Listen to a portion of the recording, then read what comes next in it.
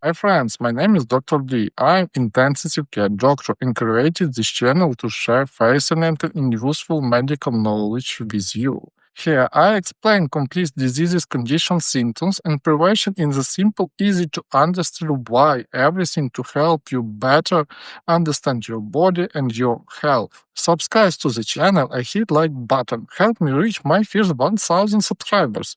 Your support means a lot and motivates me to keep going. We all have our own experiences with mosquitoes. For some people, it's nothing unusual. Yes, mosquitoes exist, they sometimes bite, but they don't play a big role in their lives.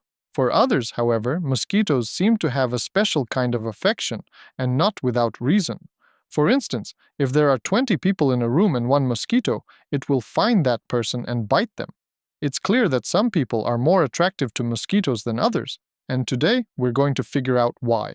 We'll discuss what exactly mosquitoes notice and what individual traits or circumstances make someone more or less appealing to them. The first and perhaps most important factor mosquitoes respond to is carbon dioxide, CO2. Yes, carbon dioxide attracts them, and it makes sense. Female mosquitoes need blood to reproduce. It doesn't have to be human blood. Mouse, bird, frog, or even earthworm blood will do, and blood means the organism uses oxygen and releases CO2. Each female mosquito has a built-in carbon dioxide detector, and she uses it skillfully. So the more CO2 you emit, the quicker mosquitoes will find you. The more active you are, the greater your need for oxygen, the faster your breathing, the higher your metabolism. All of this increases your CO2 output, making you easier for mosquitoes to detect. From this, we can already draw a conclusion. Children, young people, athletes, those with faster breathing and higher metabolic rates are more attractive to mosquitoes than sluggish or older individuals. A particularly interesting CO2-related case is pregnancy. In the third trimester, a pregnant woman emits about 20% more carbon dioxide than a non-pregnant person. So, if you're walking with a pregnant friend, you might have a better chance of avoiding bites. Mosquitoes will likely go for her first. I'm not encouraging anything here, just stating a fact. Mosquitoes love pregnant women, and now you know why. The second key factor that attracts mosquitoes is infrared radiation. In simple terms, body heat. The more heat you emit, the easier you are to detect. Mosquitoes have a built-in thermal sensor, much like a tiny infrared camera, and they use it effectively. Again, metabolism plays a role.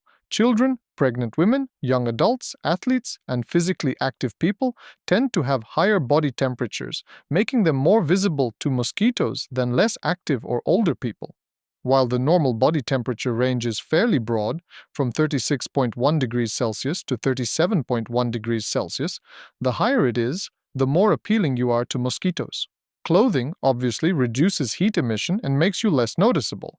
Interestingly, body hair may also reduce detectability by affecting how heat is emitted. It's no surprise then that children, women, and bald men without hats are easier targets for mosquitoes than unshaven, hairy individuals. But carbon dioxide and heat aren't the only things that matter. Mosquitoes' most powerful tool is their sense of smell. Scent is a key factor, and here things get more complex. Body odor is influenced by a huge number of variables: age, weight, sex, health, hormone levels, such as menstrual cycle phases, personal hygiene, soaps, shampoos, laundry detergents, deodorants, perfumes, aftershaves, pets, even the people we hug or kiss. The primary source of body odor is sweat, so sweating is a critical element. Female mosquitoes seem very sensitive to it, and we should keep that in mind. Your scent also depends on what you ate or drank the day before. But here's the catch. It's almost impossible to predict the exact outcome. For example, garlic is known to repel mosquitoes, while bananas might make you more attractive to them. Still, there are no clear formulas. Your hormones, sweat, cleaning products, CO2 emissions, and heat together create such a unique cocktail that predicting how attractive you'll be to mosquitoes is nearly impossible. This leads us to one more, possibly decisive factor: genetics. Differences in metabolism, heat emission, sweat production, body hair, hormonal balance, and overall health. These are all genetically influenced, so some people are simply born mosquito magnets. If mosquitoes loved your mom and dad, chances are good they'll love you too. But let's not end on a gloomy note, as though nothing can be done. Let me offer 2 practical tips that might help you survive mosquito season. First, repellent. Repellents don't kill mosquitoes, they drive them away. The truly effective ones, like those based on DEET or metofluthrin, actually work. There's also a category of natural repellents, and they're more hit or miss.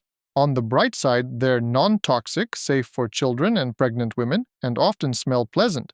Common ones include anise, clove oil, and valerian root oil, which have shown repellent properties.